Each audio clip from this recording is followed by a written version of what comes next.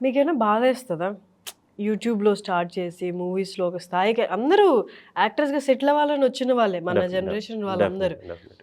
ఇప్పుడు యూట్యూబ్స్‌తోనే ఆగిపోదాం అంటే ఎవరు ఆగిపోదామని రాలేదు. అవును. ఇక్కడి నుంచి నెక్స్ట్ స్టెప్ ఫీచర్ ఫిల్మ్స్‌లోకి ఎగ్జాక్ట్‌లీ. వెళ్ళాలనుకో మనం ఇంకా ఆల్మోస్ట్ అందుకోబోతున్నాం అన్న టైంలో కరోనా ఒకటి, మనకి పెద్ద అవును. బాగా హర్డిల్ దెబ్బ ఒకటి, తర్వాత ఇన్‌ఫ్లుయెన్సర్స్ జనరేషన్. అవును. ఇవేవైనా డ్రాబ్యాక్స్‌లో ఫీల్ అవుతారా మీరు? అది యాక్చువల్‌గా మనకి అంటే ఇది ఎంతవరకు కరెక్టో నాకు తెలీదు గానండి.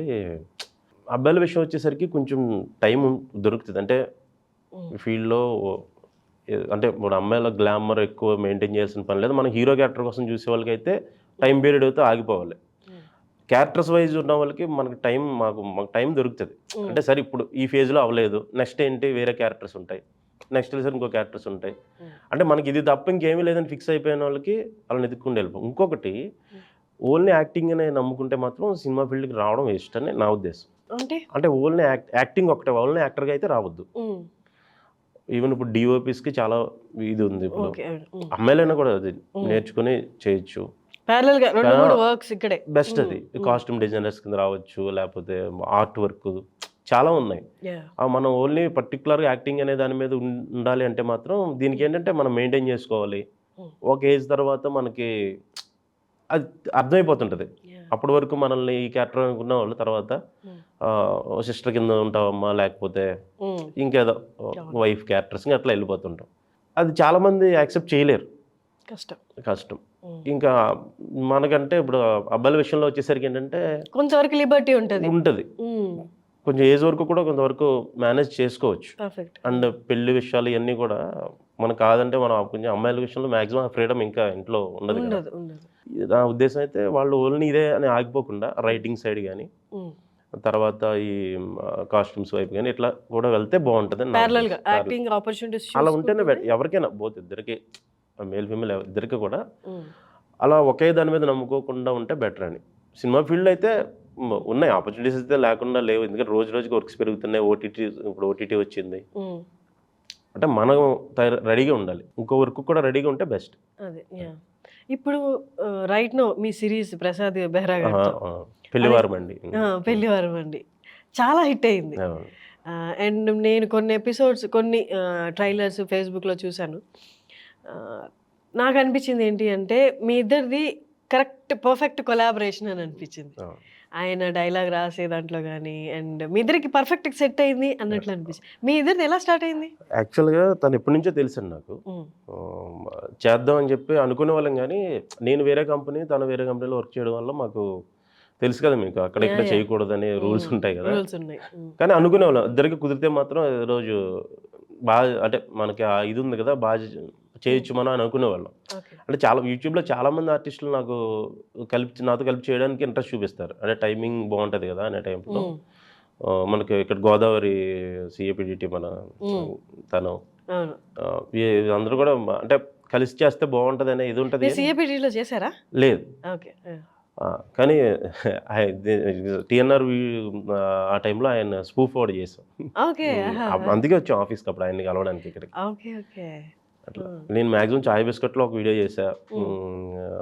నా నామకా ఫ్యాక్టరీ తర్వాత తమడా మీడియాలో, ఇన్ఫినిటమ్‌లో మాక్సిమం అన్నిటిలోనూ కూడా హ్మ్. కవర్ చేశాను నేను. హ్మ్. సో, అలా ప్రసాద్ బెహ్రాది అప్పుడెప్పుడో అనుకున్నాం మేము. హ్మ్. అది మొన్నటికి సెట్ అయింది. హ్మ్. కానీ డెఫినిట్‌గా ఇద్దరం చేస్తే ఎళ్తదనే ఇదైతే ముందు ఉంది. అనుకున్నదే అది. ఉంది. హ్మ్. తను కూడా ఏంటంటే లీడ్ కదా! ఏదో అని తనకే ఇదని క్యారెక్టర్ బట్టి రాసుకుంటూ ఎళ్ళిపోతాడు డైలాగ్స్. హ్మ్. తనకి చాలా ఈజ్ ఉంది గదా! రైటింగ్ పార్ట్‌లో. రైటింగ్ తనకి చాలా కమాండ్ ఉంది రైటింగ్ మీద. హ్మ్. మీరు ఇప్పుడు ఓన్లీ యాక్టింగ్ సైడ్ ఉన్నారా? రైటింగ్ సైడ్ కూడానా? అంటే నేను కరోనా ముందు వరకు కూడా మాక్సిమం నేను రాసుకునేవాడినండి. ఓకే. నేనే రాసుకొని నేను డైరెక్షన్ చేసేవాడిని. హ్మ్. రాను రాను ఏమవుతుందంటే మ మనకి ఖచ్చితంగా లుక్స్ ఇంపార్టెంట్ హ్మ్. చేసేటప్పుడు. అంటే ఒక్కడినే ఈ డైరెక్షన్ చేసుకొని మళ్ళీ ఎడిటింగ్ కూర్చొని మళ్ళీ హ్మ్. ఇక్కడికొచ్చినప్పటికి టైర్డ్‌నెస్. తెలియకుండా బాగా టైర్డ్‌నెస్ ఫేస్‌లో తెలిసిపోతుంది. హ్మ్.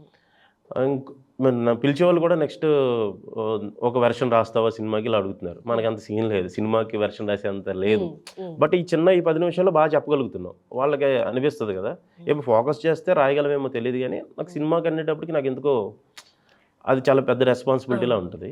హ్మ్. అండ్ మనం వచ్చింది యాక్టింగ్ గదా! మళ్ళీ ట్రాక్ ఏమైనా తప్పుతున్నామా అనేది. హ్మ్. సరే ఉంది కదా టైం ఎందుకు అని చెప్పి ఇప్పుడు ఓన్లీ యాక్టింగ్ మీదే పెడదాం అని చెప్పి యాక్టర్గానే ఉంటున్నా. అందుకనే యాక్చువల్గా ఒక ఛానల్ ఉన్న వాళ్ళు వేరే ఛానల్ యాక్ట్ చేయరు. కానీ నాకు నేను ఎప్పుడో చూన్ అయిపోయానంటే నేను యాక్టర్ని, నేను యూట్యూబర్ని కాదు, అది ఇన్ఫ్లుయెన్సర్ని కాదు, నేను ఒక యాక్టర్ని అని చూన్ చేసుకున్నాను నాకు. సో ఏ క్యారెక్టర్ వచ్చినా కూడా అంటే లీడ్ అనే కాదు, ఆ క్యారెక్టర్ పెర్ఫామ్ చేయడానికి స్కోప్ ఉంటే చేసేస్తాను అంతే. ఓకే. మూవీ ఆపర్చునిటీస్ ఎలా ఉన్నాయి? మూవీ ఆపర్చునిటీ ఫ్రాంక్గా చెప్పాలంటే నేను ఎక్కువ తిరగలేదండి. నేను తిరగకుండా ఇప్పుడు నాకు వచ్చిన సినిమాలు ఏవైతే ఉన్నాయో నేను తిరగకుండా చేసినవి ఒక 3 సినిమాలు వరకు చేశాను. అంటే నాగార్జున గారితో దేవదాసు సినిమాలో ఒక సీన్ ఉంటుంది, శ్రీ విష్ణు గారితో ఒకటి, ఇంకో చిన్న సినిమా ఏదో ఇట్లా చేశాను. వెబ్ సిరీస్లో అప్పట్లో ఫస్ట్ ఓటీటీ యాప్ అది వ్యూ అనే యాప్ ఉండేది. అందులో ఒక పెళ్లి గోల ఒకటి, పిల్లి అని ఒక వెబ్ సిరీస్, అందులో నెగిటివ్ రోల్ చేశాను, కామెడీ అంటే వెబ్ సిరీస్లు కూడా చేశాను, అంటే ఓటీటీ వెబ్ సిరీస్లో. తర్వాత ఏంటంటే నాకు నేను తిరగల, అవన్నీ కూడా నాకు వరకు కాల్ చేసి వచ్చిన ఆపర్చునిటీస్.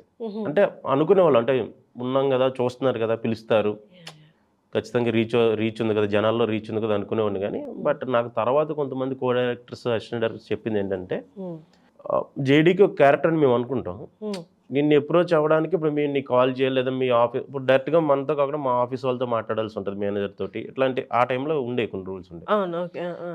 ఇదంతా ఎందుకు మాకు కరెక్ట్గా చూసేలోపు నీ క్యారెక్టర్కి ఎవరో డైరెక్ట్గా మా ఆఫీస్కి వస్తాడు, అక్కడ ఆడిషన్ ఇస్తాడు, సరే ఎందుకు ఇతను పెట్టేసుకుందాం కదా అనేది ఉంటుంది మాకు అని చెప్పాడంటే మనం తిరగలేదు అనేది తర్వాత మనకి రియలైజ్ అయ్యాం. కాంటాక్ట్లో ఉండాలి, రెగ్యులర్గా ఉండాలి, టచ్లో ఉండాలి. ఇప్పుడు కొంచెం పర్లేదు. మారుతి గారు పిలిపించారు మొన్న ఒక కంటెంట్ అది చూసి రమ్మంటే వెళ్ళాను సార్ దగ్గరికి. ఏంటని అడిగితే లేదండి యాక్టింగ్ అని చెప్పాను అనమాట.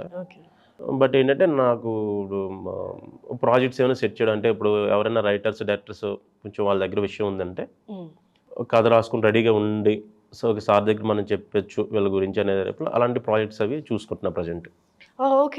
అలాగే ఒక 3-4 మెంబర్స్ వరకు ఇప్పుడు వర్క్ చేస్తున్నారు సార్ దగ్గర. అంటే మీరు కూడా నేను ఇన్వాల్వ్ అవుతాను. నేను వింటా ఫస్ట్ ఏదైనా ఉంటే విని నాకు నచ్చిందంటే నేను సార్కి రెఫర్ చేస్తా. అంటే మారుతి గారి టీం మీరు బేసిక్గా? అంతే, మారుతి గారి టీం. నైస్. అంటే ఇప్పుడు యాక్టింగ్ సైడ్ కూడా సార్ ప్రాజెక్ట్స్ లో ఉన్నానండి. యాక్టింగ్ సైడ్ ఆయన నేనే బ్రేక్ ఇస్తానమ్మా నీకు, అంటే ఎప్పుడో రావాలి నీకు, టైమింగ్కి నీకు పడాలి, యాక్చువల్గా ప్రాబ్లం ఏం లేదు, నేను బ్రేక్ ఇస్తానని చెప్పాను అన్నారు.